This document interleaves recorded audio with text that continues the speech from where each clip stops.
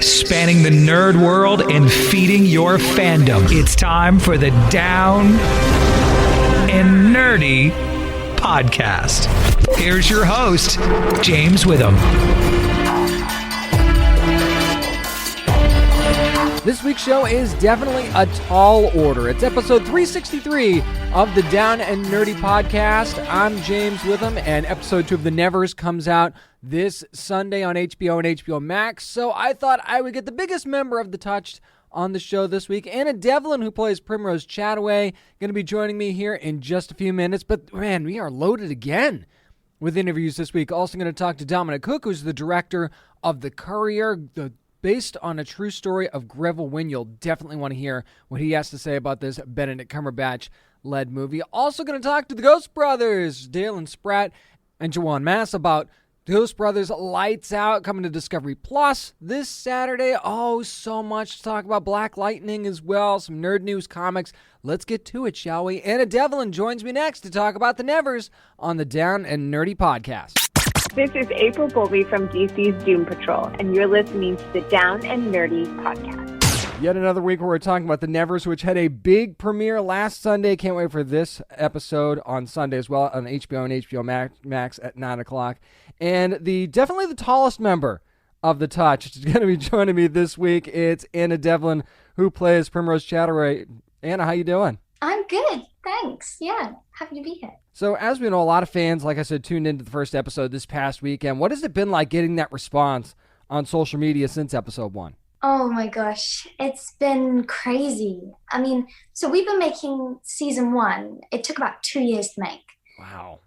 So it started to feel like no one was ever going to see what we were doing. Right. And so now that it's actually come out, it's been a major pinch me moment all over again, because now my friends and family actually know what I'm talking about.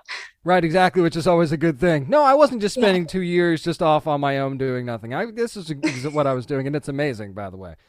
So when we first meet Primrose, she kind of seems like, she didn't get along well with some of the other ladies at the orphanage right away. It seemed like, okay, she seems a bit upset or something like that. So do you think that it has more to do with her age, or is there something a little bit deeper than that? I mean, I think it kind of all converges, really.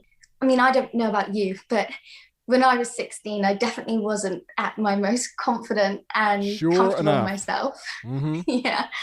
It's a difficult age, and I think it's made 10 times harder by the fact that this is when Primrose developed her turn. It's difficult enough being, 16-year-old when our bodies are growing and changing and we're getting used to different things happening. But for Primrose to suddenly be a giant is actually kind of devastating at that age, because there's no way to fit in when you're 10 foot tall. There's no way to find someone like you. I mean, I remember at school, that was the one thing I was looking for, was just to fit in and feel normal and feel like everyone else. Mm-hmm. So I think Primrose is really challenged in that way. And, especially, she loves all things feminine. She loves the idea of being a lady. And so that's made even harder as well, because, even though she feels feminine, people look at her and see something quite scary. At the same time, when she meets Myrtle, it's like a snap of the fingers, like her whole mood kind of changes. How much can you tease for us about the bond that those two are going to start to share over the course of the season? Well, they have a very sweet friendship. I think for Primrose, there was no one else in the orphanage that was quite her age, definitely her mental age as well, because she's 16, but, 16 then and 16 now are quite different things. Oh, yeah. So she was quite naive, I think. Not to discredit her. She's very intelligent, but I think she's quite young-minded. And so, all of these really impressive women around her are awesome. But, when's someone going to come in that I can be friends with? And so when Myrtle arrives, I think there's just this instant connection, because although they can't actually communicate with each other that easily, there's just this bond between being, two young women in this together. And I think it's quite special. There's a scene between the two of them, and I can't remember if it's in episode 3 or 4, that I can't wait for people to see. It's like really quick, but at the same time, I loved it. I lit right up when I saw that scene. I don't know if you know which one I'm talking about, but I can't tell anybody what it is. But trust me, something really nice is coming between the two of them. Now, we talked about her gift of height a second ago, and I don't know how tall you are in real life, Anna, but there had to be some challenges during filming to sort of pull that off. So tell us about maybe some of those challenges. I mean, were you looking down at people that you should have been looking up at times? What was that like? Oh, there was a lot. There was a lot of different ways that they went about it. There's an absolute genius VFX team on this show. I'm 5 foot, so oh wow, I'm tiny. Yeah. Yep. And Primrose is about 10 foot. I think she's slightly more than that. And so, yeah, it's a big jump. So there's lots of different ways that they go about it. Sometimes it is just perspective, like trickery. So sometimes I'm just a lot closer to the camera than other people. Mm-hmm. And sometimes, the camera will be down here in some horrible angle. Or sometimes I'm on a platform. So they build these like huge 5 foot green screen platforms. I was just going to ask you if they did that to you. Yep. Yep, so that when I stand on it, I'm actually 10 foot, which was horrifying, actually. I can imagine, yeah. I was kind of hoping that they didn't say, okay, Anna, you're going to have to stay up here all the time, and then everybody else is going to have to be down here. I was like, please tell me they didn't put her on a platform the whole time. Not the whole time. Not the whole time. They tried their best, like as much as they could. I was down there with the actors, interacting with everyone, getting to play off all of the really amazing actors in the show. But yeah, sometimes I was on a platform, which was a bit scary because it was a bit wobbly. They did a great job because you could never tell that there was any differences to the stuff that they were doing. You're right, the effects team is quite amazing. You talked about her awareness and her naivety a couple minutes ago, but I still feel like she's kind of aware of what's going on and the threats that they're faced with. And she doesn't really seem scared by it at all. So is she just brave, or does she just trust the people around her that much, you think? I think there are lots of different levels to it.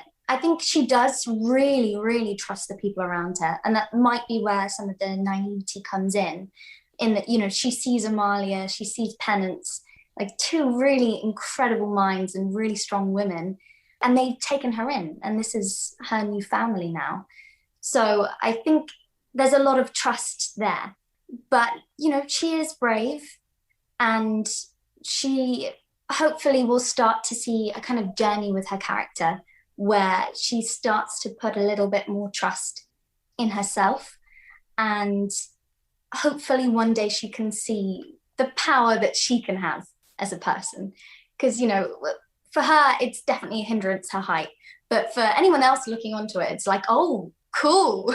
Right, exactly. Yeah. Yeah, you can achieve some stuff up there. No doubt about it. We're talking to Anna Devlin, who plays Primrose Chataway on The Nevers, which you're watching every Sunday night at 9 o'clock Eastern Time on HBO and HBO Max.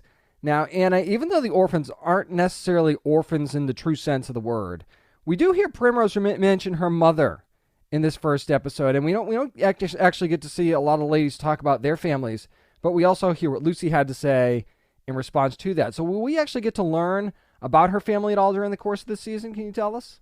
Not overtly, but I think something that you get to learn quite quickly from everyone is that, unfortunately, they've had to create a new family of their own. Unfortunately, Primrose's family didn't want to have her around anymore. They were ashamed of her and her differences. And, you kind of see that with Myrtle at the beginning as well. People are really scared of the touched. They don't understand them. And I think that's where a lot of their problems lies and where a lot of their threats lie. And hopefully one day we see something of Primrose's family. I would love to see them learn to accept her a little bit more. That would be great. But yeah, for now, her family is at the orphanage. So you talked about the great women that you worked with on the show, and there are a ton of them. I'm sure that had to lead to a lot of fun moments on the set. Do you have any stories you could share for us about something that happened maybe that was really fun when the cameras weren't rolling? Oh, I'm nervous about saying anything that would... Oh, it's that good then, huh? Okay, all right.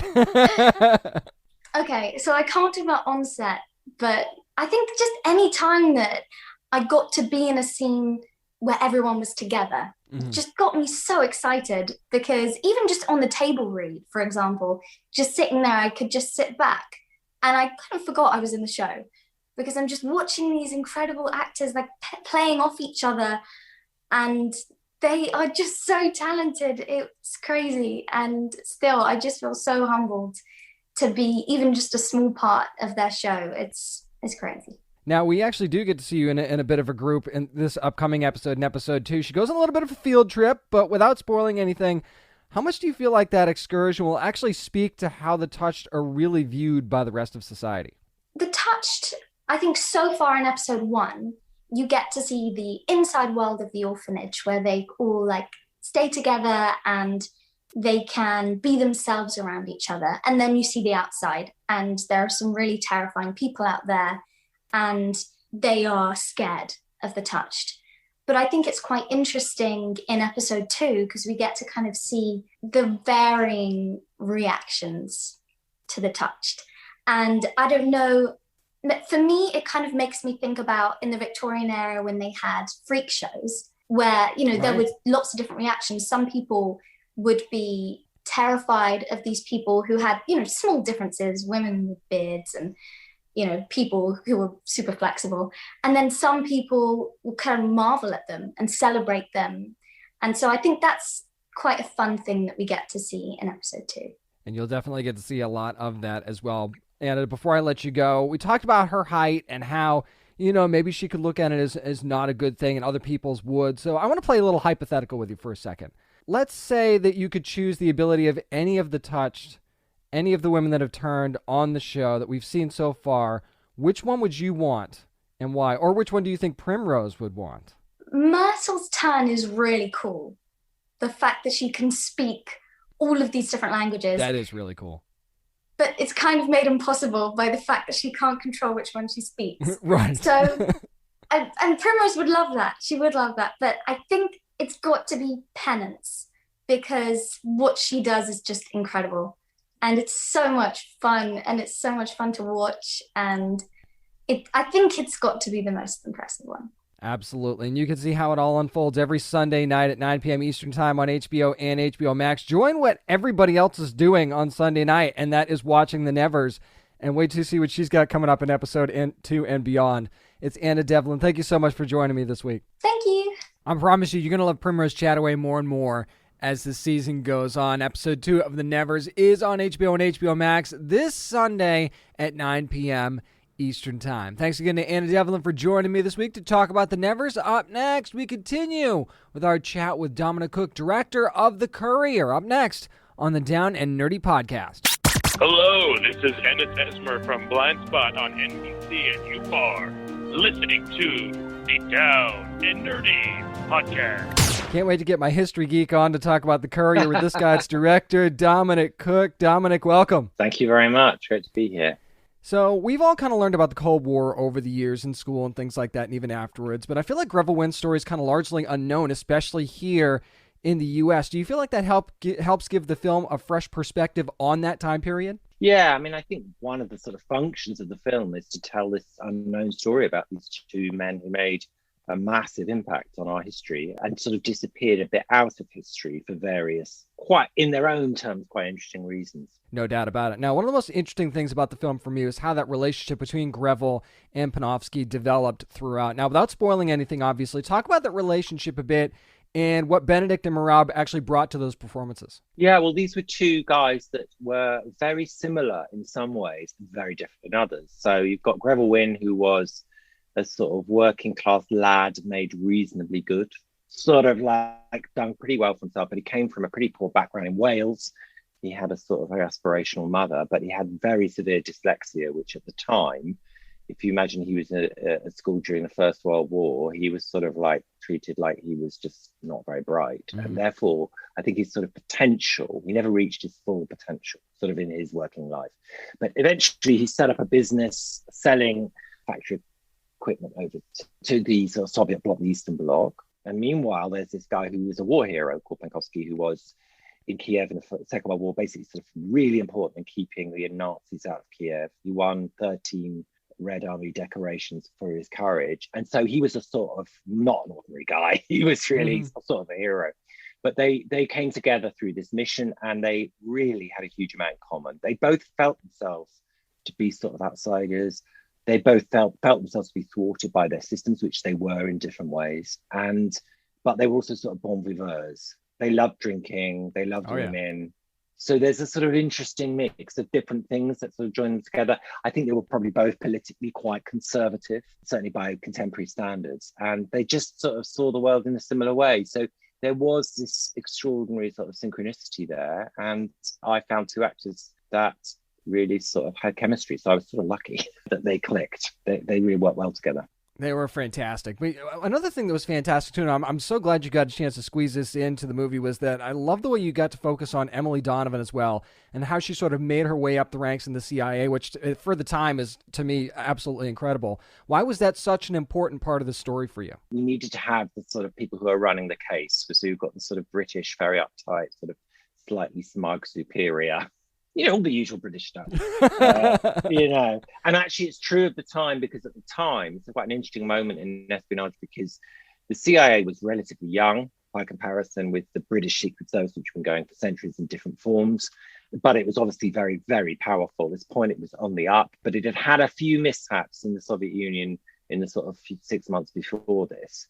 So they needed MI6 to come on board, and MI6 was sort of enjoying the fact that, CIA had messed up, and they were very superior. So Emily Donovan is actually a mix of various characters that were involved. And she, in our movie, she's sort of, the interesting thing about her is, as a woman working in a man's world at that time, she's sort of pretending to be less bright than she is, less smart than she is, in order to get what she needs.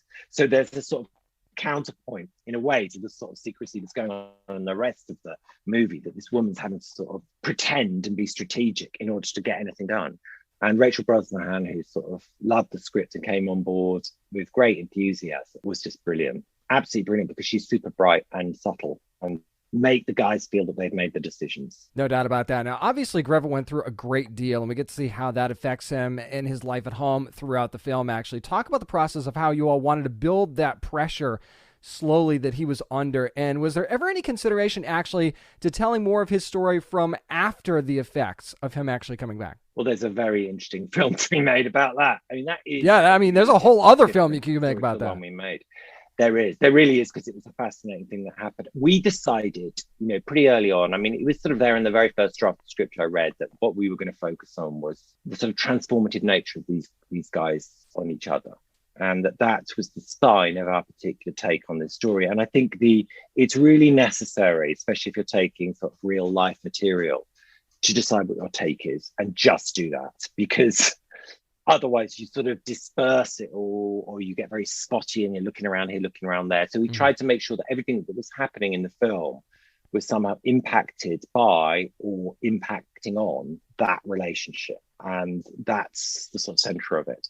And therefore, we just couldn't allow the screen time. It already was quite hard getting it down to sort of 2 hours. We couldn't sort of allow too much about what happened afterwards. And also, we sort of wanted to stress what they'd achieved, because as you've said, people don't know about. So we sort of wanted to mark what they'd done. And actually, the next bit of the story, which is really a story of trauma and a story of abandonment by the authorities, which was standard issue at this time. It's rather like the way that they would send people to war. You go and fight in a war and your soul is crushed for the rest of your life, but you're sort of thrown back into everyday life, and it's really hard for people. And the understanding of trauma at that time in the early 60s was pretty elementary. It was like, people really didn't understand what it would be like to come through a trauma like that and be expected to sort of go back into everyday life. And actually, Greville did have what was termed at the time a nervous breakdown. He completely sort of collapsed about, I think, a few months after it happened, which is totally unsurprising. Totally unsurprising, right? Because you can't go through something like that unscarred, especially if you're then expected in sort of uptight British world to go back to being sort of normal, whatever that is. So, it was a tough old time initially. He sort of got his life back together, but it was a tough old time at the beginning. Totally. You used the word transformative a couple times, which is funny because I actually have that right here in front of me, because I feel like the film is very transformative, both literally and figuratively, as the story continues to unfold. So as you were going through the process of putting the film together, Do you feel like your opinion of Greville actually changed the more you dove into the story? Well, my opinion of him changed a bit once I did my research, because he was a complicated guy. He really was. And it's very hard when you're sort of trying to get into something, to a story about espionage, to get to the truth, because of course the truth was covered up. So Right, that's the whole exactly. point. So right, it's actually quite difficult to sort of work out who he was. But I suppose I was particularly interested in that thing about courage and what the nature of courage is, because you can't really be courageous unless you're frightened. If you're not frightened, it's not courageous. Right, exactly. You know, the toughest things in our lives are often the things we're most frightened of doing. And I think what we really wanted to do is sort of get to the core of sort of both the fear within him, but also the sort of determination to keep going. And especially in the latter part of the film, he was extraordinarily courageous in what he did. Because he kept the information from the authorities in a way, and this is true. There were lots of things that he fictionalized himself about what he did, but he absolutely kept them away from Penkovsky and away from finding out stuff that would be dangerous for the British and American states as well. So, you know, he was pretty amazing. And I suppose we don't know what we've got within us until we're in that situation. I mean, he was just a sort of salesman. He didn't know he had the potential Right. to sort of stave off the best minds in the KGB, you know, till he was there. That's interesting. Before I let you go, Dominic, obviously the pandemic and the status of theaters with all that going on in the last year, there's a lot of fans who have been unable to see The Courier, which has been in theaters. And I mean, it did quite well under the circumstances, I think. But does this on-demand release actually feel like you're releasing the film again for the first time? Yeah, it does, because we are doing it in two stages. I mean, to be honest, I've been absolutely delighted by how well it's gone in the States in movie theaters. I mean, you know, everything's relative, but at one point I was wondering whether we'd ever even get it into movie theaters, which would have been a shame, because that's sort of what we made it for. And I'm just really pleased that it had its moment, and hopefully people can still go see it in movie theaters if they want to. But we've all sort of got used to watching movies and really great TV at home. And I've spent the last year catching up on filling the holes in my movie, in my movie history. I mean, it's been amazing for that. I have seen so many great movies, and, you know, the quality of screens and the way we watch now is so different to how it used to be in the days of VHS and all that. So, you know, the quality is pretty high, but it does. Yeah, this is a second release. And I agree with you. I think it will reach a lot more people on this sort of second wave, because a lot of people aren't that confident in getting out there, and I understand why. Well, if you do want to see it in theaters, it is still available in theaters, but you can also watch The Courier on premium video on demand on Friday, April the 16th. You guys are going to want to be all over this one. Absolutely loved it. Dominic Cooke, director of The Courier, thank you so much for joining me. Appreciate it. Thanks a lot, James. Really appreciate it. Thank you. You can actually read my review of The Courier from when it was released in theaters at downandnerdypodcast.com. Very in-depth review, no spoilers in there either, so you can be safe from that. And I gotta tell you, if you love history or you just love a good espionage story, you're gonna want to watch The Courier on video on demand. However you get your video on demand right now, you will not be sorry that you did. Benedict Cumberbatch, Rachel Brosnahan, both amazing in this. I think you're really going to love it. Thanks to Dominic Cooke for joining me this week to talk about his work on The Courier. Up next, it's time to get paranormal. Talk to the Ghost Brothers, Dalen Spratt and Juwan Mass. Up next on the Down and Nerdy Podcast. Hey, this is Angelica Washington from DC Stargirl, and you're listening to Down and Nerdy Podcast. If you guys love the paranormal, chances are you love these guys too. The Ghost Brothers are back, going to be on Discovery Plus with Ghost Brothers Lights Out, starting on April the 17th. I'm sure you've seen their WonderCon panel as well. It's Dalen Spratt, Juwan Mass. Thank you guys for joining me this week. What's up, guys? Hey, man, what's going on? Thank you for having me. What's happening? Man, you guys have actually been friends for a long time. Anybody that doesn't know the backstory between you guys. So talk a little bit about how the subject of the paranormal came up when your friendship sort of started, because I feel like the paranormal is not like an easy subject to bring up, right? So how did you guys actually get on that topic when you started becoming friends? So Juwan and I met in college. So we met back in like 2004 at Clark Atlanta University. So we've been friends for 16, 17 years. But literally after college, we were doing what most broke people do, and that was being roommates together. Sharing a living space. But no, literally, I woke up in the middle one night, and there was a ghost hunting show on television. And I just said to myself, I was like, dang, man, I don't never see any representation of myself on any of these shows. Like all I see is, middle-aged white men hunting ghosts. And I was like, man, where the black folks at? Where my Latino friends? Like, where the Asians at? Like, where there's every race and ethnicity and religion has their perspective of what happens after life. No doubt. And I just felt like those perspectives should be shared. And I remember running to Dewan's room literally at like 3 a.m, busting down his door, thinking I had the greatest idea in the world. It was like, hey man, we should hunt ghosts. And when I tell you I've never been cussed out so quick in my life. Well, it was 3 a.m, Devlin. Come on. It's just really random. It was really random. But here we are.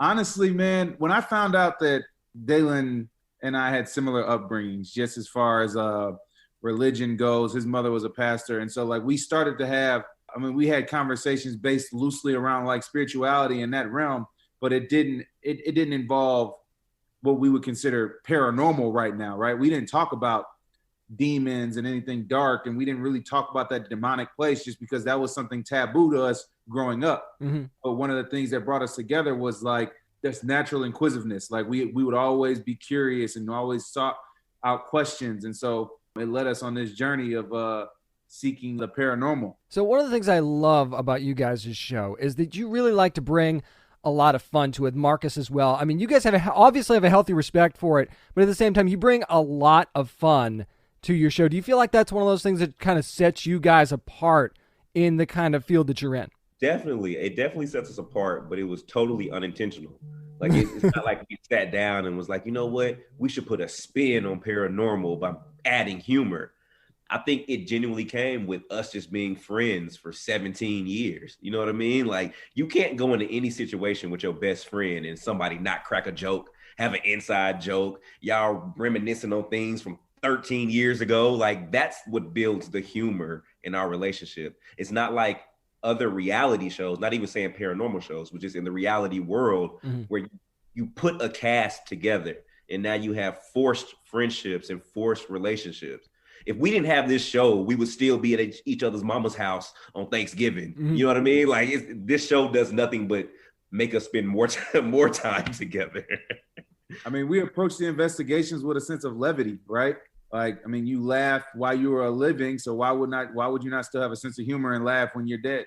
I mean, we offer that lightheartedness in the investigation to kind of see if we can have a different outcome or the same outcome. That's a good point. That's a really good point. You spoke about representation really quickly. I want to go back to that for a second because last year I was talking to a group of women who are in the paranormal field for a panel that they were doing for another convention.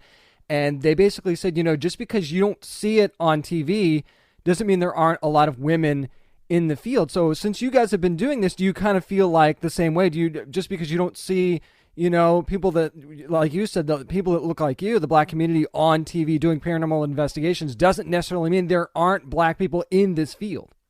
Yeah, that's true. Now, years ago, it was so hard for us to find black people in the paranormal community. Like literally, we scoured the internet for paranormal groups all over the country, internationally. Like we could not find one person to respond back. Wow. that was black. And we would go to conventions and literally it would be us and a sea of white people. But over the years, as the show progressed, more and more people of color have started to come out to our investigations. They have been joining paranormal groups all over the country. Not saying we're the catalyst for that, but I just feel like people are more open to discussing it now that they see people like us on television and we're not getting backlash for being different. Couldn't have said it better myself, honestly. There you go, man. There you go. So Couldn't have said it better myself. You guys have been doing this for a while now, and every investigation is different, right? You guys have investigated people's homes and places like the Winchester House. You got a chance to do that as well. Do you enjoy like checking out the historic locations more, or is it cooler to actually go like to a family's house or to a residence and investigate at a place like that? I know for me personally, both, because they're two totally different things. Like, I don't know anybody else's job where literally they can travel all over the country and all over the world to some of the most craziest places that have some of the most craziest stories. Like, you're learning something every day that you go to work, like something crazy. Not like how to, tighten a screw or hit a hammer or input something on Excel. You're learning about this lady that killed her whole family in 1885 and buried the baby under the garage. You know what I mean? Like, it's some crazy things. But on the other side of that, going to people's houses, you're helping families. And these are people currently like alive today dealing with things in their personal space. So it gives you two different vibes, but I mean, I enjoy both of them. What about you, Juwan? Yeah, it's tough to say which one is better. I think they both hold a very important space. For us, from a production standpoint, I think these larger locations with a deep story, they make for great investigative spots, right? But when you start talking about like homes that people are currently living in, like that's layered. Like you don't know what this family could be dealing with, but you also don't know what the history of this property is. And maybe the family has nothing to do with what could be potentially haunting this location. Maybe they just stumbled into this particular situation. And so you find the tangled web that is woven when you're dealing with like a home that somebody lives in that is really interesting. So I don't know which is better, but I enjoy both, honestly. The tangled web. I love it. I love it. Now, you guys are pretty experienced investigators, but everybody, I don't care how long you've been doing this, you get spooked from time to time. So, Dalen, what would you say was the investigation that spooked Juwan the most, and Juwan vice versa for Dalen? Just in the history of our investigative? Yeah, whether, on or off camera, man. You know what? People really don't know about this because I feel like we always speak about the instances that happen on camera. So like on camera, it would definitely be the House of Wheels, probably for both of us was the craziest thing. Mm-hmm. But I want to take it back to when me and you, Juwan, went to Savannah, Georgia. Yeah, I love it. Love it. You remember we met that lady that couldn't nobody else see but us? That nobody else said they saw? Wow. That nobody else said they see? Man, he might have hit it. He might have hit it right on the head with that one. Yeah. Yeah, that was probably crazy. That was the craziest thing. But long story short, so you guys aren't left in the dark, Juwan and I went to Savannah, Georgia for one of our first investigations. This is before the TV show. This is literally right after we had the idea of ghost hunting. We thought Savannah, Georgia is one of the most haunted places. It's close to Atlanta. We can just shoot out there real quick and see what happens. Man, listen, we met this lady. It was an old white lady, and she told us to meet her at this address at like 9 p.m. So we meet her at this address at 9 p.m. And it's a ghost walking tour of downtown Savannah. Yep. We don't see the lady that we met earlier in the day, but we see this woman that's dressed in like this 1800s garb. And we realize, is that the lady from earlier today? But the crazy part was no one else in our group was acknowledging her. So everybody was talking to everybody along this 2-hour and walking tour of downtown Savannah. Then you have this lady dressed in 1800s garb hanging in the back, and nobody's talking to her or referencing her or seeing her or saying anything to her. When it was over, wow. No, I was just saying, but it was weird because we were engaged with both. Like we'd be engaged with the tour and then we'd be engaged with her. And it's like, are we the only ones really seeing this, or are we? It was weird. And literally after the tour was over, everyone left and we were still standing there. This lady walked up to us and asked, could she show us something? So we literally walked with her through downtown Savannah, and she pointed out every place that someone passed away, that there was still a spirit. So me and Juwan, we hanging back a little bit like, dang, like how she know where all these ghosts are in downtown Savannah? We start walking, and I promise you, hand to God, the last thing she said to us was like, we have one more thing to show you. Or excuse me, I have one more thing to show you. And we was like, cool, what's up? She was like, follow me to this cemetery. Juwan was like, hell sounds like a great idea, yeah. I just got a line. I'm like, yo, is she like, you want to see a dead body? It was something like that. It felt like it wasn't that bad, but like, it wasn't that bad, but she was definitely like, yeah, just come with me to the cemetery really quickly. So at that point, it was just multiple layers on that. Like, hey, two brothers can't just be following some old white lady. I ain't finna get arrested in Savannah, not tonight for doing nothing like that. So we was like, no, we're good. I promise you, this lady, we're at like a crossroad where you either go left or right. She turns left, we turn right. Juwan and I only took, I promise you, 3 steps. We turned around and the lady was gone. Wow. This lady was old. She wasn't no athlete. She wasn't hitting no corners fast. She totally disappeared in the matter of a second. And to me, to this day, I cannot explain that. But she gave us some really dope information. She set the tone for our future investigations because she told us before we leave any place, make sure you tell the spirits to stay and that they're not welcome with you because they will follow you. Yep, I've heard that. Obviously good practice if you're going anywhere paranormal, by the way. Yeah. So now that you guys are on Discovery Plus with Lights Out, will we see a bit of a different show than we've seen in the past? And are there any locations you guys are really excited for fans to see that you're going to be going in this upcoming season?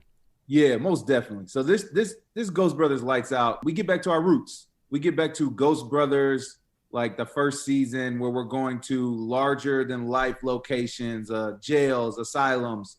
We're going to different homes. They may not be inhabited like we did on Haunted House Guests. Like we're getting back to like this raw investigative tactic. But what's also different is Devlin is sending Marcus and I in blind.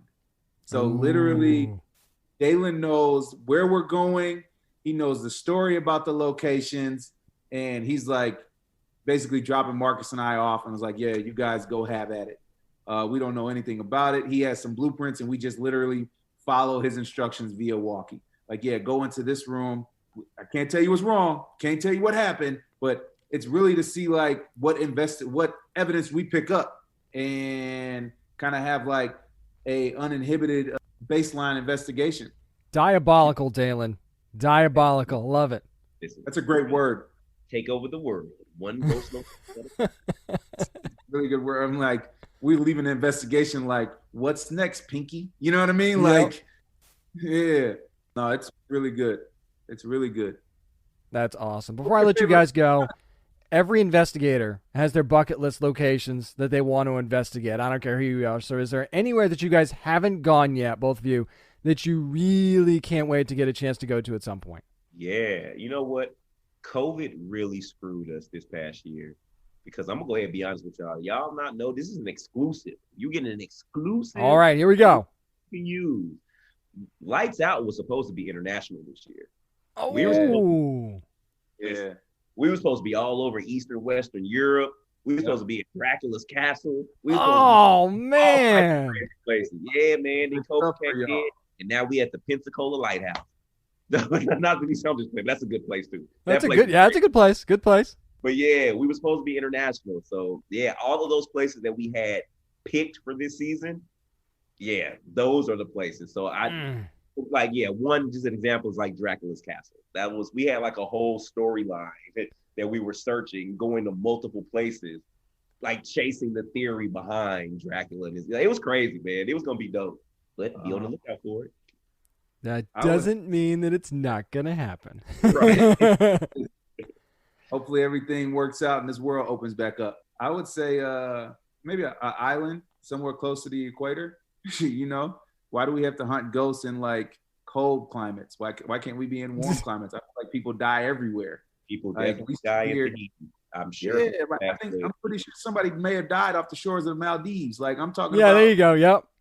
Go check it out. Like certain for cold spots in cold climates. How about a cold spot in a hot climate? You know what I mean? A lot more obvious in a hot climate than it is in a cold climate. That's a very good point. There you go.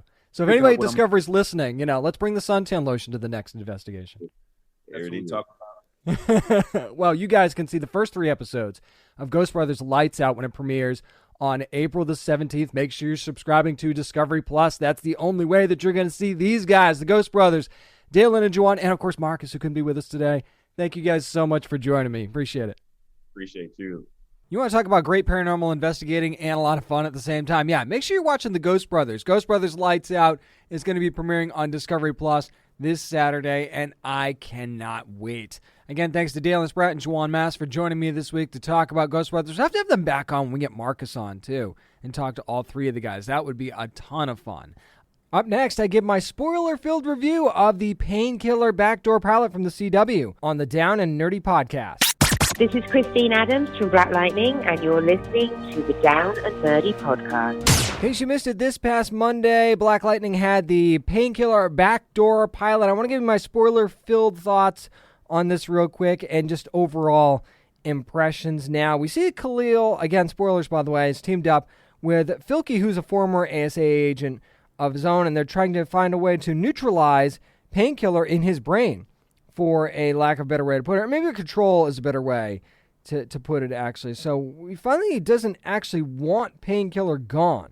He just wants them to coexist. There's a duality there, but it largely avoids the tropes that come with this kind of story. So I really like how they approached it. And we do see Anissa in this. Things just don't go well for Grace. Grace just seems to get snatched up all the time, or something bad happens to Grace, and that's exactly what happens here. She's abducted. Khalil comes into the picture, almost kills Anissa too, by the way, his painkiller. But at the same time, so now he's going to try and save Grace from whoever kidnaps her, and we find a little bit more about that towards the end of the episode. We also meet Cousin Donald, who was a soldier that Khalil saved. He had massive PTSD, and now he's part of basically what is Team Painkiller now. And speaking of the abductor of Grace, we see Maya, and we know that she's into some serious mind-altering weirdness, and she's got a team of her own.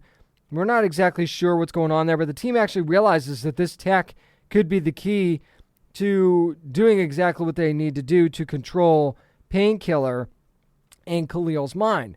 So, you obviously want to try and go in and get that. And let me say this really quickly.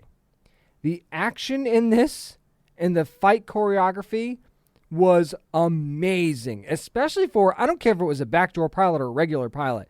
The action shouldn't be this good and this polished in your first episode. It was insane. I mean, some of the best action in the Arrowverse, period. I'm honest about that. Jordan Calloway, by the way, fantastic, especially in these action scenes. He was good on Black Lightning, but I don't know what they decided to do in this series, but they cranked up the choreography on this one because the fight scenes were absolutely fantastic. But at the same time, he goes in there, he kicks some ass, and it almost seems like it's too easy, right? It's like this could be, this whole thing could end in one episode.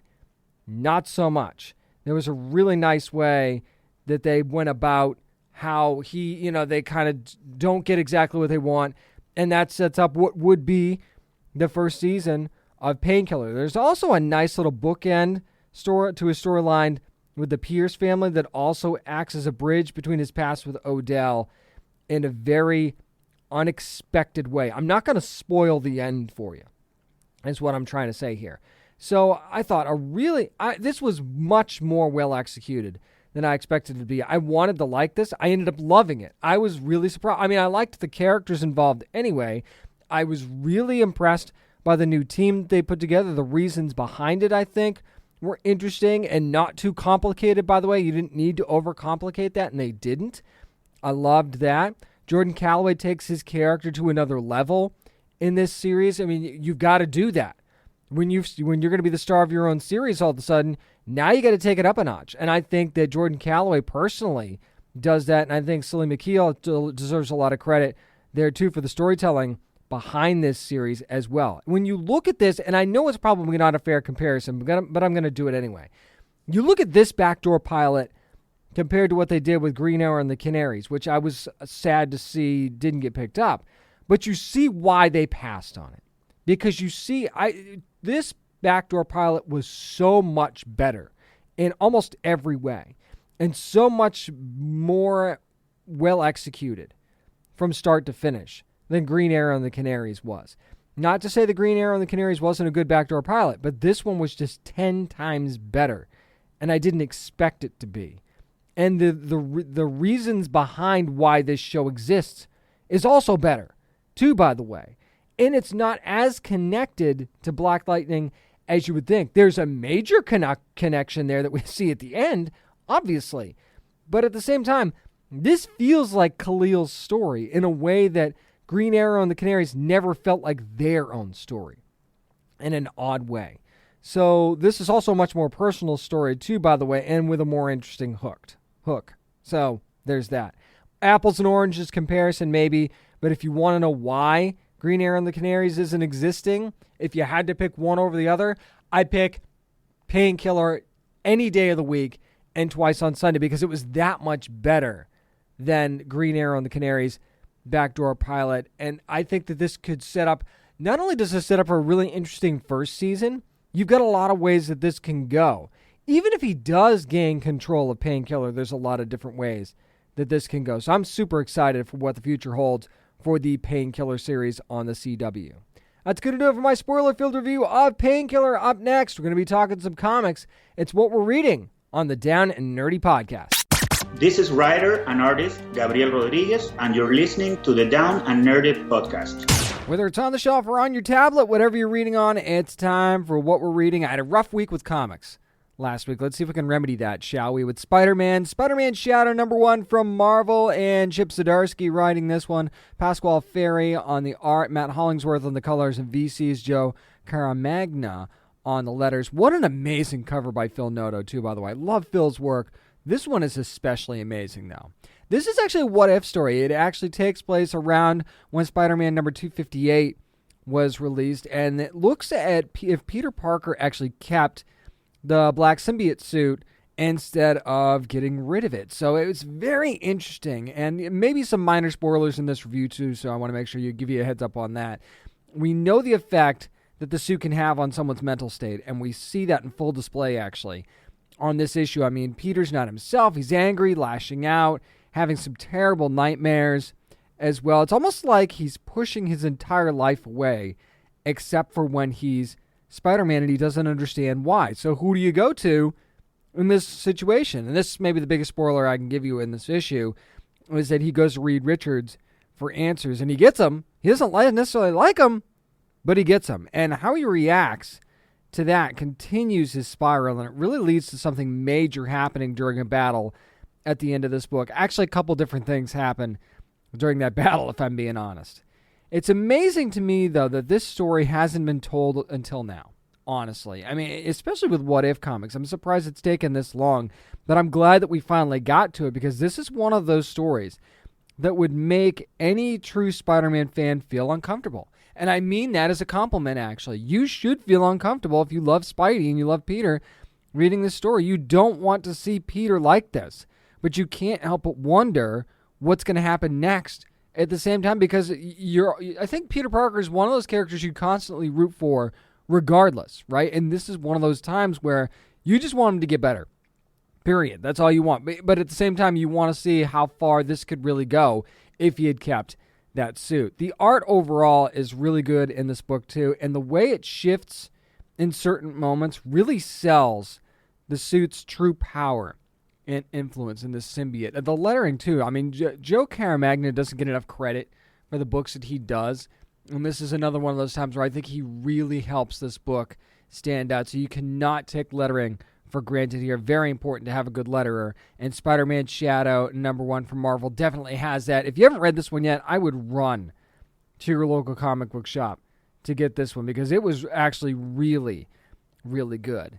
How about Tom Taylor writing a Batman book, Batman the Detective #1 from DC, from Tom and artist Andy Kubert, Brad Anderson on the colors here, and Clem Robbins on the letters. Now, this actually takes place after Alfred's death and the departure of the quote-unquote family, so Bruce is basically alone at this point, and introspection isn't his friend right now.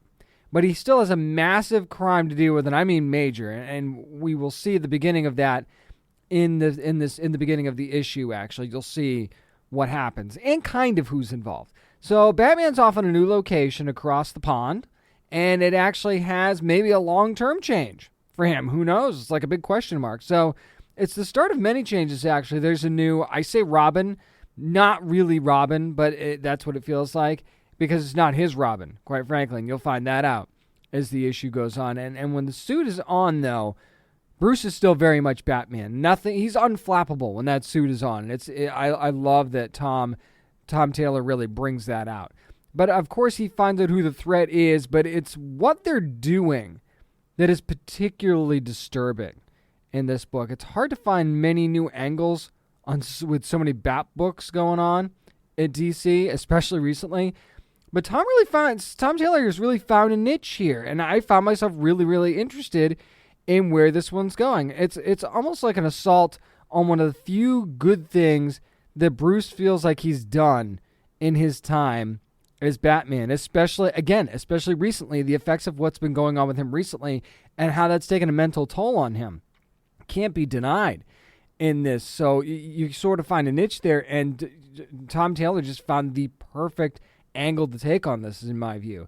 We're also dealing with an older and battered Bruce Wayne, too. So that kind of contributes to the problem as well. Love the character designs in this. Art, again, is really, really good. There's some real grit to it, which you've got to have in a cranky Batman book, and I think that that's what you have here, is not necessarily cranky Bruce Wayne, but maybe depressed Bruce Wayne or beaten and battered Bruce Wayne, however you want to describe him. It definitely brings off a different vibe. So yeah, Batman the Detective, number one. If you're worried about it being just another Batman book, I don't think it is. This one is definitely worth your time. That's going to do it for what we're reading. Up next, not a ton of nerd news this week, but we'll get into what there was. I'm James Witham, and this is the Down and Nerdy Podcast. This is Echo Callum, and you're listening to Down and Nerdy Podcast. Big surprise, there are zombies in Washington. It's time for nerd news. And I say that because the Resident Evil series that is coming to Netflix, the anime series, finally released a little bit of a first look trailer. Of course, it's going to be called Resident Evil Infinite Darkness, which is going to premiere in July of this year on Netflix, which is the good news. We have Ichiro Hasumi doing the directing here for this one. It looks visually fantastic. I mean, it's almost like you took the game, ratcheted the visuals up another notch, and then gave us this anime series. So it looks fantastic already. And it actually looks like a little bit of Raccoon City is going to be coming to Washington, D.C. and invading the White House, of all places. So it looks like this series might take place almost entirely in the White House. We meet our main characters, Leon, who's played by Nick Apostolides, and Claire Redfield, who's played by Stephanie Panicello. And basically, they know each other. They clearly have a history, and they have a little bit of a chance meeting at the White House. We've got Leon, who's there to investigate something that happened with some files that were improperly accessed, that were traced back to the White House. So he's there to investigate that. And she's there to investigate a little boy's drawing that actually had some zombies in it, some mysterious zombies, and it was from a completely other country. And she's there to ask the White House for assistance in that in a certain way. And that's just kind of how these stories converge, or start to converge anyway. Leon kind of dismisses it in the trailer. You see that. And she's clearly concerned. And all of a sudden, the outbreak happens. You know, classic, the lights go out and everything starts. So there's a lot of intrigue here. I'm curious to see, though. I mean, we got a little bit of a look at it in the trailer. I'm curious to see how these stories really do converge, though, and how they tie everything together. I'm sure it won't be difficult, but at the same time, it's interesting how these two separate events across the globe could actually be connected to one another. But already there's a lot of intrigue here. You see from the trailer, you got a good look at some of the zombies. It looks like classic Resident Evil, and that's a good thing. But at the same time, I feel like if you weren't a Resident Evil fan, you could still, just the first vibe that I'm getting from this, you could still enjoy this series just based on what I'm seeing from this one trailer. A little too soon to tell, obviously, but I've got a good feeling about this one. So I'm looking forward to Resident Evil Infinite Darkness when it comes to Netflix in July. We know that the Amazon spinoff for The Boys is going to be coming here, not in the near future, but at some point. And now we know who is going to be playing the lead, and that is Raina Hardesty, who you've probably seen on Brockmire. As a matter of fact, if you remember Weather Witch, the new Weather Witch on The Flash, she played Weather Witch. I thought quite memorably, quite frankly. So, yeah, she joins the cast that already has Shane Paul McGee, Amy Carrero, and Maddie Phillips, and a bunch of others. And remember, this is going to be a college for superheroes that is run by Vought. And they say it is going to be a very much rated R series. You've got some hormonal competitive soups, and they're putting themselves to the test to compete for the best contracts in the biggest cities. So that's what's going to be going on here. And this is going to be an original work, too, by the way. This casting first reported by Deadline. And Eric Kripke's got some lofty in for this thing. So, I mean, when you've got the original creative team behind this thing, that already should tell you that, you know, they're in good hands. And it's going to be executive produced by Craig Rosenberg, who worked on the show, worked on the original show as well. So I have high hopes for this. I think it's going to be, I mean, just think of what they did with The Boys or original series anyway. Now add teenagers in the mix, all teenagers, and you can only imagine how that's going to go. So, yeah, I'm super excited for this. And, I mean, expanding on this world, why not expand on this world, right? Especially if you have the opportunity to do so. Speaking of the boys, though, did you see that Jensen Ackles first look? He looks completely different. It's almost freaky. He's got the big beard. He looks 10 times older than he usually does. It's wild stuff, man. If you haven't seen that yet, go over to his Instagram page and see it for yourself. It's crazy. We've got some more casting news, this time for The Last of Us. Big week for video game adaptation news. Gabriel Luna going to be joining the HBO series, according to Deadline, and he's going to be playing Tommy. And if you're a fan of The Last of Us, you know that Tommy is Joel's younger brother. He's a little bit more of the optimist in the family. He's a former soldier, too, by the way, so that certainly helps things. And, of course, he joins Pedro Pascal and Bella Ramsey, who are going to be playing Joel and Ellie, respectively. I mean, I like that we're finally getting Gabriel Luna. He's been doing some really serious stuff lately. It's going to be nice to see him playing a little bit more of an optimistic role, so not kind of like the anti-hero kind of thing. I actually think that Gabriel Luna will suit this role really well, and I'm really curious to see how he and Pedro Pascal play off of one another. I've just got this gut feeling that they're going to have really good chemistry together on screen. I just think that the way that their acting styles complement each other and other stuff that we've seen, I actually think this is going to be a really interesting dynamic that's created between the two of them. So I'm excited to see how this is going to go. I mean, I'm excited for this series for The Last of Us anyway. I'm kind of glad, again, that it's going to be a series and not a movie. That doesn't mean they won't do a movie at some point, but I still think this is the better format to be telling the story of The Last of Us. So let's go ahead and go with that. So there's been a lot of Fantastic Four fan casting this week. You've seen it on social media. There's been a ton of chatter about it. I thought, why not? Let me throw my hat into the ring here as well. This might be a little bit controversial and self-serving. I'll be honest with that right now. But that's the whole point of fan casting, right? We're all fans. And if you want to throw yours in too, by the way, make sure you tweet me at DownandNerdy757. I'd like to hear what you have to say if you hear this. So I just think that John Krasinski and Emily Blunt as Reed Richards and Sue Storm makes too much sense. Maybe that's a cop-out. Maybe you're saying, really, James, you're going to do this? You're just going to go with that? I'm going with that because I think that it just makes so much sense. And John Krasinski, people love him. Marvel likes to get people that are fan favorites to play the roles. I mean, they got Bradley Cooper to play Rocket, okay, because people love Bradley Cooper, and people love Chris Pratt, too, by the way, so he ended up playing Star-Lord. How do you argue with that? So if you grab somebody like John Krasinski to play Reed Richards, he could play smart, but he could play funny as well, and that just works. And Emily Blunt, I think, could bring some real personality to the Sue Storm role that's been very much lacking in the last couple of adaptations. So, I mean, why not do that, right? Here's where I go off the rails from everybody else, though. And you're going to roll your eyes when I say this, and I don't care. So, I think that Stephen Amell would be a good Johnny Storm. I'm sorry. I know that we've seen him brooding in a lot of things, right? I mean, you remember him on Arrow. You think it really Oliver Queen? You want Oliver Queen to play the charismatic Johnny Storm. And to that, I say, well, you didn't think that Michael Keaton could play Batman, and that worked out pretty well, didn't it? You didn't think that Heath Ledger could play the Joker, and that worked out pretty well, didn't it? I just think that Stephen Amell is primed for a big-time superhero movie role, not just on TV. I know he's got Heels coming out pretty soon. I think they're wrap production on that, and I know wrestling is a passion of his, so I know he's happy to be working on that project. But at the same time, I really think he could pull off the role of Johnny Storm. Here's another one that you're going to yell at me for, and I don't care. How about Michael Coulter? Mike Coulter as Ben Grimm. I know what you're thinking. You're like, really? You want Luke Cage to play Ben Grimm? This is me giving up on the Netflix series ever coming to the MCU. I'm sorry. I just don't think it's going to happen. I really, really don't. And plus, you're introducing the multiverse here. Who's to say that this Fantastic Four is even going to be from the same universe as the current Marvel Cinematic Universe? We don't know what universe this Fantastic Four is going to be from, especially since they're this is not like it's a movie that's coming out anytime soon.